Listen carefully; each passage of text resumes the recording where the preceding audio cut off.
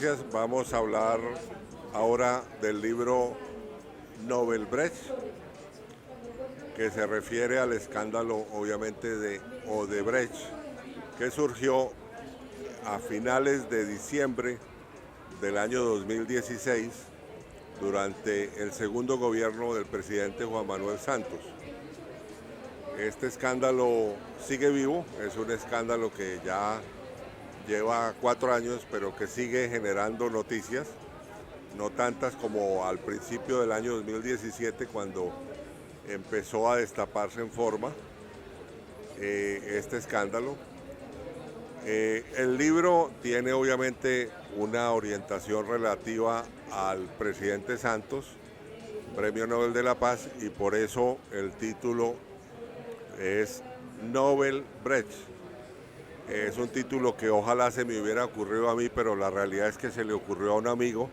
Es un título extraordinario porque mezcla en una sola palabra, mezcla los dos protagonistas, el escándalo Odebrecht y el presidente Santos, Nobel de la Paz, y porque las vocales de ambas palabras, de Nobel y de Odebrecht, son las mismas en el mismo orden, O-E. ¿Cómo se destapó este escándalo? Obviamente no se destapó en Colombia ni en ningún país latinoamericano, pese a que Odebrecht es una gran constructora brasilera, fundada hace unos 100 años por un descendiente de una familia alemana, por Marcelo Odebrecht. Es una firma de ingeniería muy importante en el Brasil durante muchos años y que luego se convirtió en una empresa multinacional de construcción que ha hecho toda clase de obras en América Latina y en el mundo. Ellos hicieron la ampliación del aeropuerto de Miami, por ejemplo. Entonces, el escándalo surge o se destapa por parte del Departamento de Justicia de los Estados Unidos, como decía, a fines de diciembre de 2016. Odebrecht tenía una empresa dentro de la empresa para pagar sobornos y tenía su propio banco a través del cual en el Caribe pagaba los sobornos. Tenía una infraestructura administrativa solo dedicada al pago de sobornos. Se llamaba el Departamento de Operaciones Estructuradas. O sea, había personal de Odebrecht dedicado a la misión de pagar sobornos. Esos sobornos se pagaban desde ese banco en el Caribe, en uno de esos paraísos fiscales, pero la jurisdicción sobre el escándalo y sobre los delitos que denunció el gobierno de los Estados Unidos surge porque algunos de esos sobornos, muy pocos, pero algunos se pagaron a través de una cuenta bancaria en Nueva York. Eso le da jurisdicción al Departamento de Justicia para convertir eso en un delito contra las leyes de los Estados Unidos. Eso fue el surgimiento de la investigación que llevó luego a que la compañía Odebrecht, casa matriz en el Brasil, aceptara los cargos y aceptara que había pagado sobornos en Perú, en Brasil, en Guatemala, en Colombia, en Ecuador, en Panamá. Creo que eran 20 países, prácticamente en todos los países donde habían operado, y también en África, en algunos países de África ellos admitieron. Entonces, cuando se destapa el escándalo, al mismo tiempo se destapan todos los detalles porque no hubo un juicio. La compañía aceptó desde el principio los cargos, pagó las multas y el caso entonces se cerró. Pero en Colombia y en los otros países donde habían sucedido esos hechos, entonces el caso se inició a partir de enero del 2017. Los primeros involucrados en Colombia del caso de Brecht fueron el viceministro de Obras Públicas del segundo periodo del presidente Uribe, que recibió 6.5 millones de dólares como soborno por la adjudicación de la Ruta del Sol, una vía que va desde el Magdalena Medio hasta la costa y que fue entregada a Odebrecht como principal socio del consorcio constructor. A partir de ese momento, este viceministro acepta los cargos y las pruebas pues ya se conocían, ya estaban perfectamente determinadas por el Departamento de Justicia de los Estados Unidos.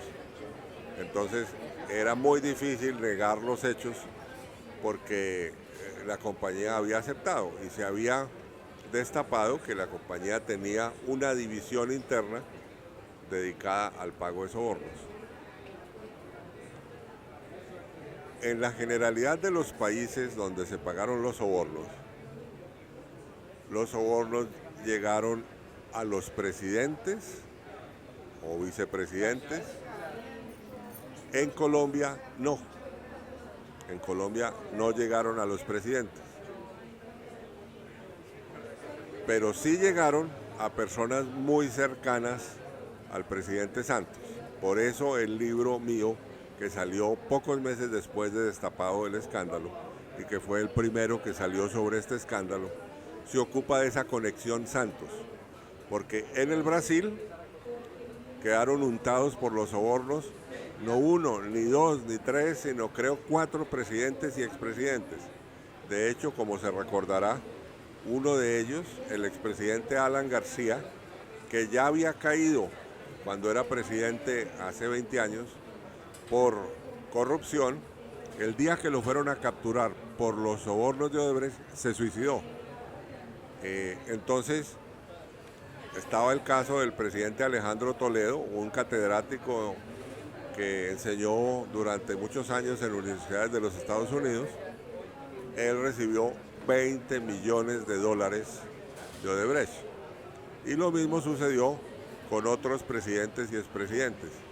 La compañía Odebrecht había hecho en el Perú una carretera sobre la costa, en la zona de Lima, del norte a sur, con unas obras que todo el mundo conoció en el Perú.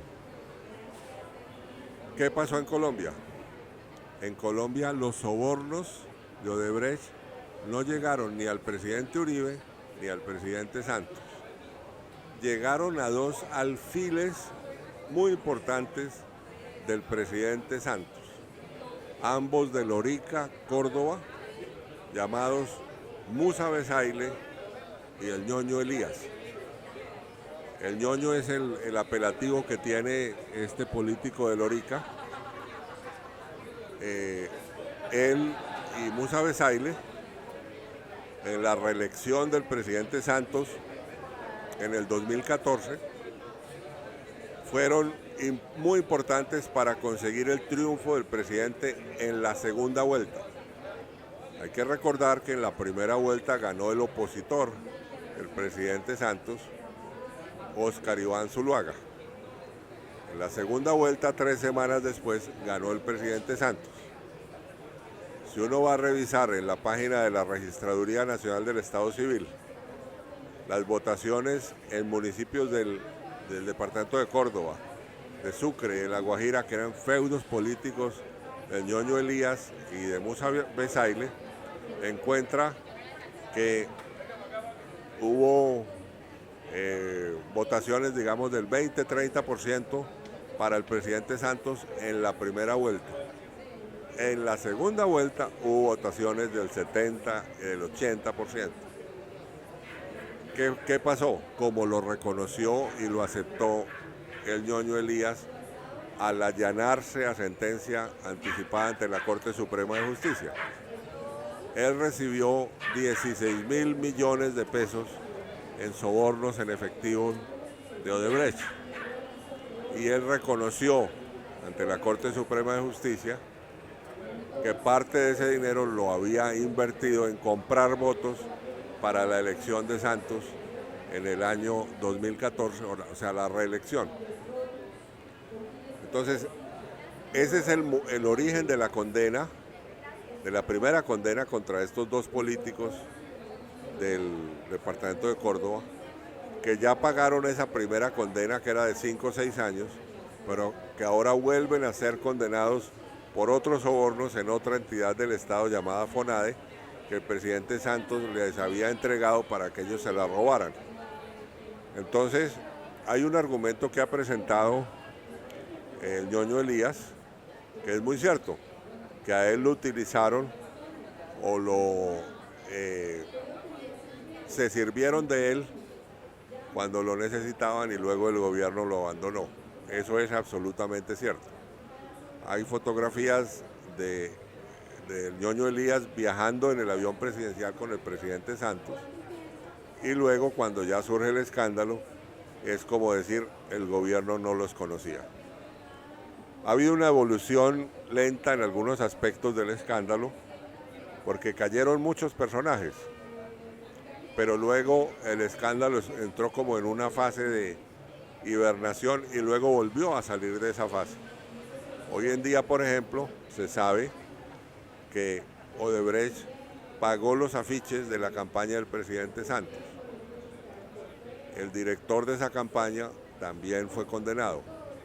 Hoy se sabe por averiguaciones adicionales de la Fiscalía del año pasado que Oscar Iván Zuluaga también recibió sobornos de la empresa Odebrecht. Y hay la sensación de que existen muchas facetas de este escándalo que todavía no se han conocido, pese al gran número de personas que fueron vinculadas y que fueron imputadas por el escándalo. Otro político muy importante en este escándalo fue Otto Bula, también del departamento de Córdoba, que fue además uno de los que delató a otros de los implicados. Y hay un personaje que hay que mencionar necesariamente cuando se habla de este escándalo de Nobel Brecht, y es Eduardo Zambrano Caicedo. Yo tengo una conexión directa con Eduardo Zambrano Caicedo, no porque sea de ninguna manera amigo mío, sino porque lo denuncié hace 42 años en el escándalo de fraudes del Banco del Estado, que llevó a la nacionalización y luego cierre de ese banco. Eduardo Zambrano Caicedo es un tipo que tiene un historial delictivo impresionante, que se ha reencauchado muchas veces. Él era en ese momento, cuando yo lo denuncié por primera vez en la unidad investigativa del Tiempo, era el vicepresidente ejecutivo del Banco del Estado, cuando Jaime Mosquera Castro era el presidente de ese banco.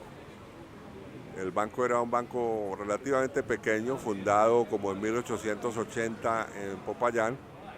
No había crecido mucho, pero era un banco pues conocido, era tal vez de los más pequeños del país. Y yo encontré en esa época, en el año 82, que ellos habían, para ocultar un autopréstamo, habían creado 20 clientes ficticios que supuestamente eran clientes del banco y supuestamente habían recibido créditos del banco y supuestamente eran ganaderos. Digo supuestamente porque nada de eso era cierto. Las personas existían, pero habían sido víctimas de un fraude por parte del banco. Entonces,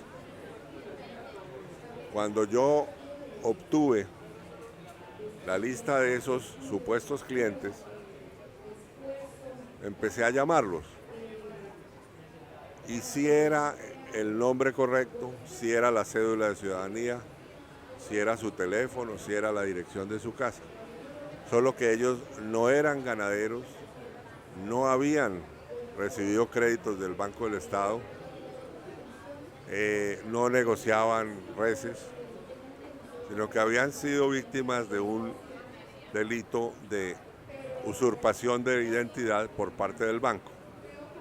La primera persona que yo llamé en esa época me dijo, sí, ese es el nombre mío, esa es mi cédula, este es mi teléfono por el cual estamos hablando, pero yo soy secretaria del Banco de la República. Otra persona que figuraba como ganadero había sido o era chofer del Servicio de Erradicación de la Malaria, el SEM, del Ministerio de Salud. Había una persona que era analfabeto, un campesino analfabeto en el departamento del Huila. Había gente de todo el país. Después supimos que ellos se habían acercado en alguna ocasión al Banco del Estado para solicitar un crédito o para solicitar empleo y que por lo tanto el banco tenía los datos de la hoja de vida. Con esa información fue que el banco armó esta estafa y apareció dándoles a ellos unos créditos que en realidad fueron utilizados por los ejecutivos del banco para concederse préstamos con los cuales adquirieron acciones del banco. O sea, la irregularidad conocida como autopréstamo, porque quienes administran un banco no pueden tomar plata del banco, que es plata del ahorro privado, para adquirir acciones del banco. Si lo hicieran, o del banco o de cualquier otra empresa, pues si lo hicieran, estarían abusando de la confianza de los dineros que no son de ellos, sino que ellos administran, pero no para que ellos hagan negocios. Entonces, en esa época, Eduardo Zambrano Caicedo huyó. Lo estaban buscando las autoridades, pero él huyó al Brasil y 2 o 3 años después apareció en un organigrama de la policía del Brasil como lavador del cartel de Medellín en el Brasil. O sea, pasó de ser un delincuente bancario a trabajar con el cartel de Medellín. Luego se le perdió el rastro y nadie sabía dónde estaba. Nunca estuvo preso, nunca pagó una condena, hasta que a raíz del escándalo de Odebrecht se supo que él se había devuelto a Colombia y se había reencauchado como ingeniero. Él era ingeniero, había estudiado ingeniería antes de ser banquero. En esa época era una persona de 30 y pico años. Cuando volvió a Colombia con un antiguo profesor que había fundado una empresa de consultoría muy conocida en Colombia llamada Consultorías Unidas, logró que le dieran trabajo y él empezó a obtener contratos y estaba camuflado hasta que resultó que él había utilizado esa compañía para facilitarle a Odebrecht el pago de sobornos. ¿Cómo se hacía ese pago? Odebrecht sacaba del consorcio que tenía aquí para construir la Ruta del Sol, sacaba plata para pagar sobornos. Una parte de los sobornos se pagaban en el exterior a través del banco que tenía Odebrecht para esos negocios. Otra parte se pagaba de las obras de aquí. Entonces, esa empresa que manejaba Eduardo Zambrano Caicedo, él hizo un supuesto contrato con el consorcio constructor de la Ruta del Sol para transporte de material por 10.000 millones de pesos. Cuando la fiscalía llegó a la empresa a ver los comprobantes de ese contrato, de cómo se había manejado ese movimiento y esa compra de materiales, encontraron que no había nada. Era una cosa ficticia, o sea, los recibos, las facturas, todas falsificadas, como habían falsificado en el año 82 Eduardo Zambrano Caicedo los documentos relativos a estos falsos ganaderos. Entonces, finalmente, Eduardo Zambrano Caicedo, un delincuente con un largo prontuario, fue detenido, condenado y fue encarcelado y pagó parcialmente por algunos de los crímenes que cometió.